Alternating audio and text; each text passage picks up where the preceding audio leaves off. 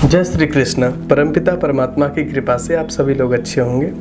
कोई गृहस्थी सज्जन है, उन्होंने पूछा है कि आचार्य जी, क्या हम भी कभी मोह से ऊपर उठ सकते हैं, या हम गृहस्थ में आ गए हैं, इसका मतलब हम मोह में ही ग्रसित रहेंगे। देखिए, गृहस्थ में आ जाने से मोह में रहना या न मोह में रहना, ऐसे कोई बहुत विशेष फर्क नहीं होता है। मैंने तो जीवन में अपने कई ऐसे सन्यासी, कई ऐसे आचार्य, कई ऐसे लोग देखे हैं जो इस जीवन में आने के बाद भी जो गृहस्थ में नहीं होते हैं, फिर भी बड़े मोही होते हैं। उन्हें अपने पद प्रतिष्ठा का मोह होता है, उन्हें अपने आश्रम का मोह होता है, उन्हें अपने धन वैभव का मोह होता है। तो ये तो सर्वथा सोचना गलत है कि क्या हम इस जीवन में रह के मोह से ऊपर नहीं उठ सकते।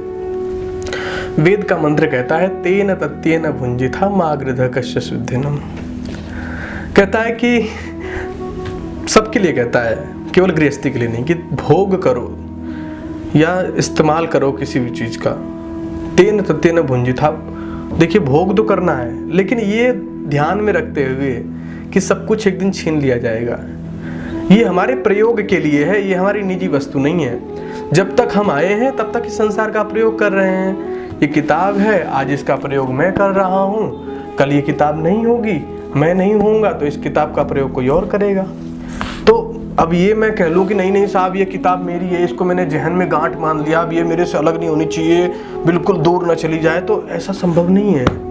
क्योंकि जब तक मैं हूँ तब तक मैं इसका ज्ञान अर्जन करूँगा, इसका लाभ लूँगा। लेकिन जब मैं नहीं रहूँगा तो फिर इसको दे के जाना पड़ेगा। खैर, अगर मैं ये चाहूँ भी कि ये किताब मेरे ही पास रह जाए तो भी ये संभव नहीं है, छोड़ के तब भी जाना है। लेकिन फिर जीवन भर हम अंधकार में या कह सकते हैं अज्ञान में फंसे रहते हैं। वेद कहता है, तेन तत्येन, भोग तो करना है, देखो सबको करना है, लेकिन भोग कैसा होना चाहिए? त्याग पूर्वक, है ना। भोग कैसा होना चाहिए? त्याग पूर्वक। ये बात एकदम जहन में हो कि जो कुछ भी भोग रहे हैं, जो कुछ भी आज है हमारे पास, सब कुछ छोड़ के जाना है। सब कुछ एक दिन चला जाएगा, जो कुछ है वो चला भी जाएगा। जब ये जहन में बात बैठ जाती है तो मोह से अपने आप छूट जाते हैं। देखिए, न संसार में फंसना है, न संसार से दूर भागना है। दुनिया में रहना है तो संसार से जुड़ना तो पड़ेगा। यूँ नहीं कह सकते ना कि हम बिल्कुल दूर भागेंगे और ये वो, संसार से जुड़ के रहना पड़ेगा। आज ये जितने भी सन्यासी लोग हैं, क्या वो संसार से नहीं जुड़े हैं? कहीं ना कहीं किसी न किसी रूप में जुड़े हैं, लेकिन लिप्त नहीं है। भाई, संसार से उन्हें धन मिल रहा है, जिससे अपने कार्यों को कर रहे हैं, वो प्रचार प्रसार कर रहे हैं, तो कहीं ना कहीं तो उन्हें सहयोग मिल रहा है ना संसार से, कहीं ना कहीं जुड़े हैं ना, लेकिन लिप्त नहीं है। यदि आप भी हैं, आप संसार से जुड़े हैं, अच्छी बात है, लिप्त मत होइए। आपने कभी भोजन करते समय ध्यान दिया होगा कि जब हम भोजन करते हैं तो हमारे प्लेट में हमारे पास जो थाली होती है उसमें कभी कभी मक्खियाँ आने लगती हैं। तो मान लीजिए कि 5 मिनट आपने भोजन नहीं किया तो मक्खी क्या करती है कि साइड में बैठ, जैसे दाल की कटोरी है तो दाल के साइड में बैठ जाएगी, साइड में बैठ करके रस लेगी, फिर धीरे धीरे वो घुसने का प्रयास करती है। जब वो घुस जाती है तो उसके पंख उसमें फंस जाते हैं। इसी प्रकार ये संसार है।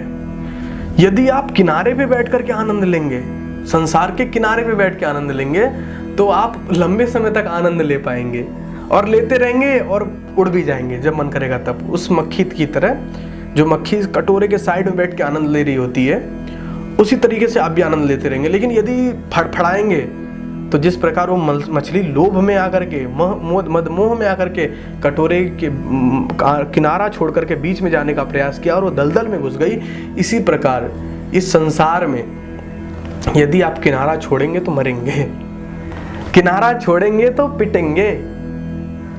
इसलिए किनारा नहीं छोड़ना है। तेन तत्येन भुंजिथा मागृध कश्य शुद्धिनम। भोग तो करना है, भोग तो करना पड़ेगा, लेकिन भोग कैसा होना चाहिए, ये बात जहन में होनी की जो कुछ भी है सब चला जाएगा। जब ये बात जहन में होती तो मोह से अपने आप छूटते हैं। पता है कि ये यहाँ कुछ नहीं मेरा है, सब मेरे इस्तेमाल के लिए। ये कपड़े भी जब तक मैं हूँ तब तक हैं, मेरी सारी व्यवस्थाएं जब तक मैं हूँ तब तक है। जब मैं नहीं हूँ तो ये शायद किसी और की है। इस कमरे में मैं रह रहा हूँ, आज ये मेरा है, कल मैं नहीं हूँ तो किसी और का है। लेकिन यहाँ संसार में व्यक्ति को लगता है कि नहीं साहब, सब कुछ मेरा है, मेरा करते करते चला जाता है। तब जब अंत समय आता है, जब सैया पड़ा रहता, तब समझ में आता तो यहाँ तो कुछ भी नहीं अपना है, सब कुछ भ्रम था। हाँ, सब कुछ भ्रम था। ये बात जब समझ में आई, जब लेट गए हो, ये बात पहले समझ में आई थी तो शायद जीवन का कल्याण हो जाता। तो यदि मक्खी की तरह बीच में जाने का प्रयास करेंगे तो फंस जाएंगे। किनारे पे रह करके संसार का आनंद लेना सीखिए, आध्यात्मिकता से जुड़ करके जीवन का आनंद लेना सीखिए। बात समझ में आ रही है? हाँ जी। किसी भी ऐसे रहना है संसार में जैसे कमल देखा है, कमल कीचड़ में रहता है लेकिन फिर भी खिलता है, हंसता रहता है, मुस्कुराता रहता है। कितना सुंदर लगता है जब अपने असली रूप में आता है। कीचड़ों में रहना है लेकिन खिलते रहना है। रहीम कहते हैं, वे रहीम उत्तम प्रकृति का कर सकत कुसंग, चंदन विश्व व्यापक रहें लटकत रहें भुजंग।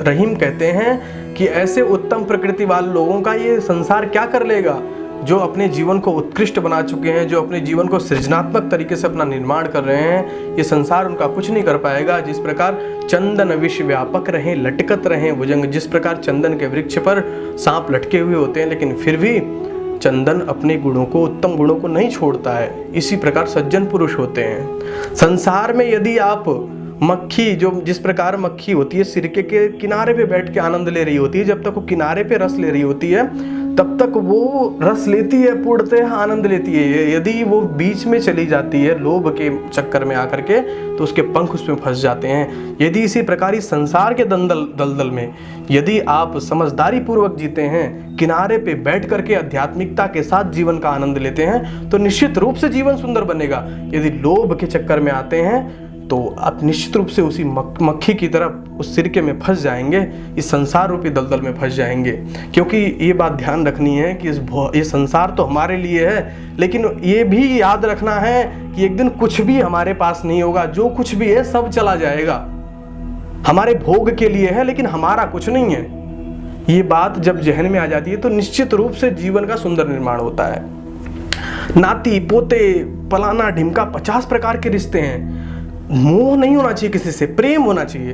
प्रेम में क्या होता है कि हम उसके उत्तम गुणों के, उत्तम जीवन के बारे में सोचते हैं। आज ऋषि भी कहते हैं, लालना श्रेणो दोसा ताड़ना श्रेणो गुड़ा। कहते हैं वो माँ बाप धन्य हैं जो अपने बच्चे को उत्तम शिक्षा के लिए ताड़ते हैं।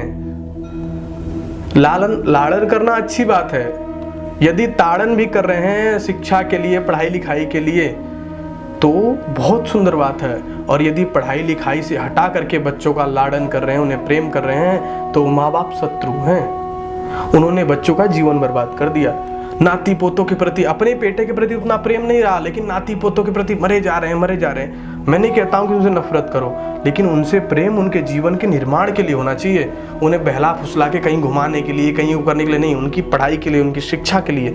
जब आप दुनिया को बहुत दूसरी निगाह से देखना शुरू कर देंगे, जो आप दुनिया को सृजनात्मक तरीके से, जब आप दुनिया को एक उत्तम दृष्टि से देखने लगेंगे, तो निश्चित रूप से आप मोह से हट जाएंगे। जो आप दुनिया को अध्यात्म की निगाहों से देखने लग जाएंगे, तो स्वभावतः आपके जीवन से ये चीज़ें चली जाएंगी और आप मोह से पूरी तरीके से हट पाएंगे। आशा करता हूँ कि ये बात आपके समझ में आई होंगी। जय श्री कृष्ण।